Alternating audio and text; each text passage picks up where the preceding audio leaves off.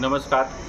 नंदकुमार पाटील, रहमतपूर, धूम धरण संघर्ष कमिटी, वाई, सातारा, कोरेगाव, जावळी सचिव. मी तुम्हाला विनंती करतो की धूमचं पाणी पहिल्यांदा टेल टू हेड असा कायदेशीर नियम असताना गेली 2 महिने कॅनल पहिल्यांदा कोरेगावच्या तिथं फुटला, त्यानंतर 2 महिन्यानंतर आता लिकेज झाला, त्यामुळे पुन्हा दुरुस्ती करून आता आम्हाला तेलला पाणी देण्यात आले. तेलला पाणी पोचले ना पोचले तर राजकीय ह्याच्यापुढे लिंबाळकर यांनी वासना योजना चालू केली.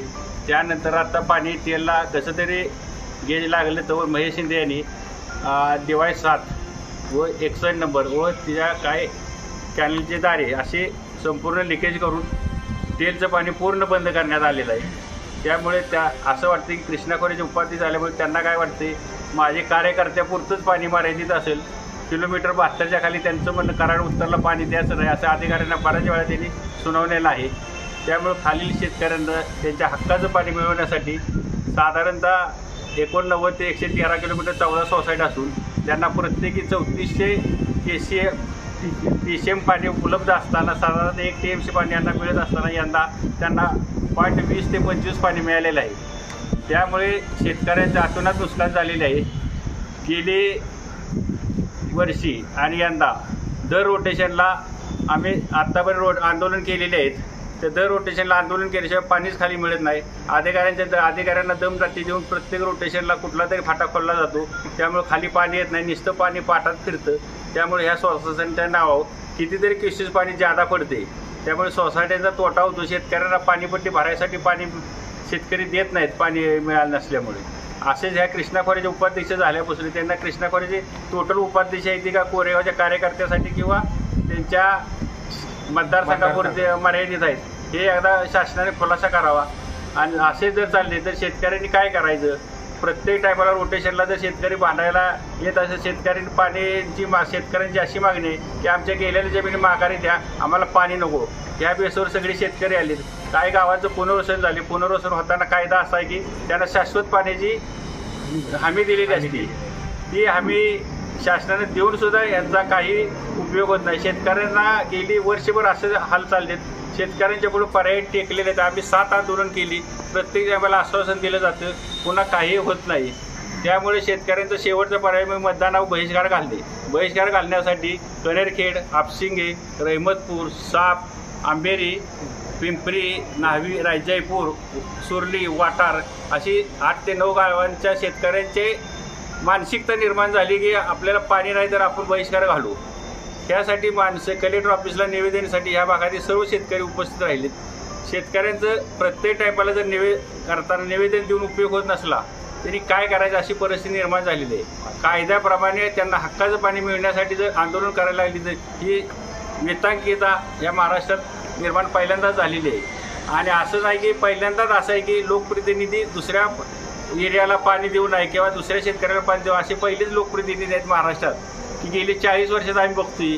पहिल्यांदाच असं आपल्याला प्रसंग आलेला आहे. त्यामुळे शेतकऱ्यांची हालत बेकार झाली, आत्महत्या करण्याशिवाय पर्याय राहिलेला नाही.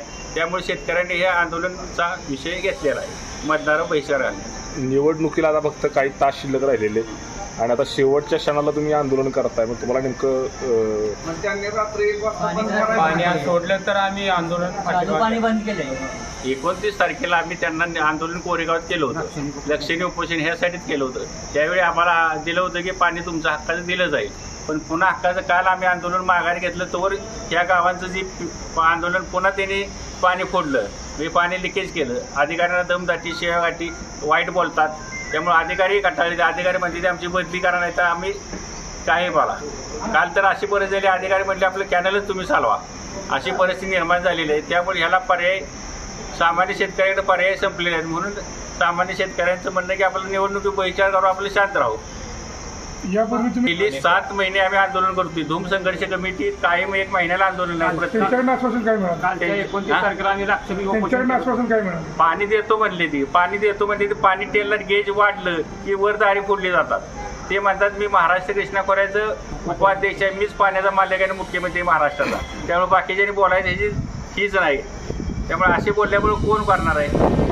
रोजगार किती आहे नागपूरमध्ये किती आहे? 17 ते 18,000 आहे. प्रत्येक गावात एक 4 ते 5,000 मतदार आहे. ते सगळं बहिष्कार घालण्याचं आव्हान केले सगळ्यांना आम्ही.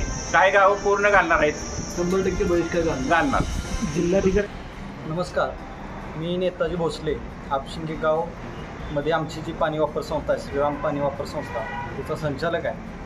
सदर प्रश्न हा फक्त उन्हाळ्यापुरता मर्यादित नाही आहे, तर कायमस्वरूपी आता गेल्या हंगामी जे रोटेशन झाले सुरुवातीपासून, त्या प्रत्येक हंगामी रोटेशनला हा प्रॉब्लेम येत राहिला आहे. सदर विषयात धूम डावा कालवा ज्यावेळेला चालू होतो, तर अधिकाऱ्यांच्या स्वाक्षरीनंतर सदर रोटेशनचं एक जाहीर प्रकटन होतं. त्यानुसार पाणी सोडल्यापासून सुरुवातीला 200 क्युसेक्स नंतर वाढवून ते पाणी ज्यावेळेला पूर्ण क्षमतेने सोडलं जातं, त्यावेळेला हे पाणी टेल भागात, म्हणजे नियमाप्रमाणे टेल टू हेड असा नियम असताना टेल भागात पोचायला 4 ते 5 दिवस जातात.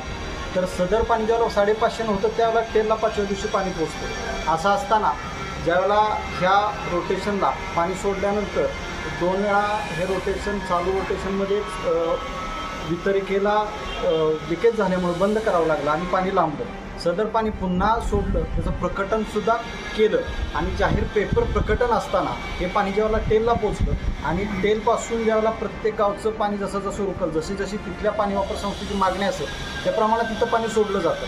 परंतु हे पाणी तिथं पोचल्या तिथलं पाण्याची जी मागणी आहे त्याचा पुरवठा होण्यापूर्वीच जर ही पाठीमागं ज्यावेळेला ह्याचं लिकेज होतं किंवा जे नियमाच्या बाहेरचे पोटकालवे आहेत, डिवाय आहेत किंवा जे मायनर आहेत, त्याला जर पाणी सोडलं तर पुढं त्या पोचनं पाणी जात नाही आणि पाणी पोचलं न जाण्यामुळं सदर पाणी पोचलं नाही तर तिथल्या शेतकऱ्यांना पाणी वितरण करताना तिथल्या पाणी वापर संस्थेला खूप मोठी अडचण निर्माण होते. तर आता असा प्रश्न आहे की ज्यावेळेला पुढचं पाणी झालंच नाही, त्यांनी सांगितलं नाही की बाबा आम्ही जेवढी मागणी केली त्या शेतकऱ्यांना आम्ही पाणी पुरवलेलं आहे, ज्याचे पैसे ऑलरेडी भरलेले आहेत शेतकऱ्यांनी, त्यांना ते पाणी मिळालं नाही. आणि असं असताना कोरेगावचे लोकप्रतिनिधी आमदार आहेत, जे आता कृष्णा खोऱ्याचे विकास महामंडळाचे अध्यक्ष आहेत, तर त्या अध्यक्षांनी त्यांच्या मतदारसंघातील काही दारी त्या शेतकऱ्यांच्या मागणीनुसार असतील कदाचित सोडले.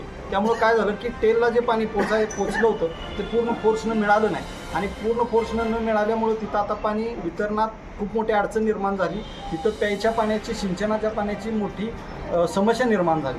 आणि ही समस्या जर अशीच कायमस्वरूप होत असेल आणि हा उन्हाळ्याच्या दिवसात, म्हणजे आता हे माझ्या मते शेवटचं किंवा ज्यानंतर एखादं रोटेशन म्हणून शिल्लक आहे, तर असे असताना उन्हाळ्यातल्या मे महिन्यात जर असे रोटेशनमध्ये जर बदल करून वारंवार बदल करून पेपरला नोटीस देऊन सुद्धा बदल करून जर टेलच्या काही गावांना जाणीवपूर्वक ह्या गोष्टीचा त्रास होत असेल तर आम्ही ह्या गोष्टीचा जाहीर निषेध करतो.